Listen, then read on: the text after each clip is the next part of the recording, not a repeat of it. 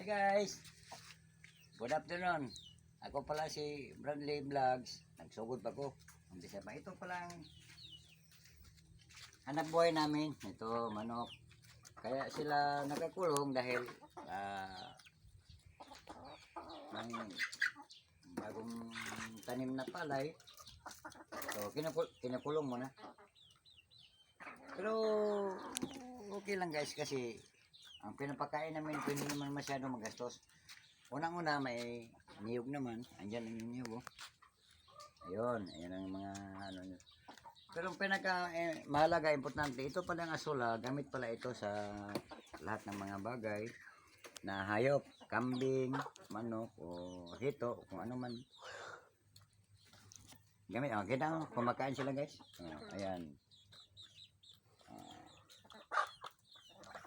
Walang ano yan, walang halo. Puro asola lang yan. So, ayun siya.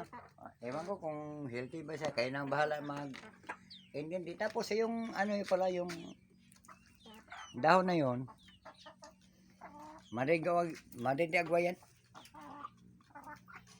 Kung ayaw nila ng asola, may isang alternate tayo para sa kanila. Kahit magkulong ka, pero healthy naman. Okay. So, ito, isa pa lang. May ano pala. Hito farm. Ang unang-una kasing project ko, ang pinaka maganda nakikita ko nga may opportunity yung hito farm. Ayun.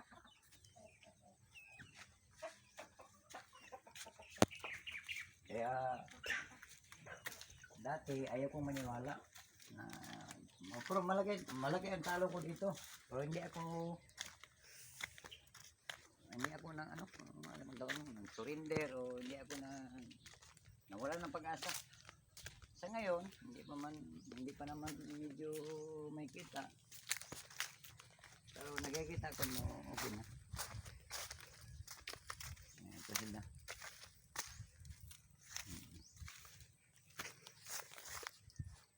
Ayan. Hindi na nakikita kasi walang pagkain. So, mamaya na lang makikita natin sa inyo. Pero, kasi may oras pa pagkain. Umaga, tanghali at saka hapon. Mamayang hapon, makikita natin kung paano sila pakainin. Paano sila lagaan. Pero nakikita naman, ayan o. Chicken farm. Hito farm. Tapos, may mga kunting-kunting mga pananim. Kahit pa paano. Hanggang dyan na muna guys. Salamat.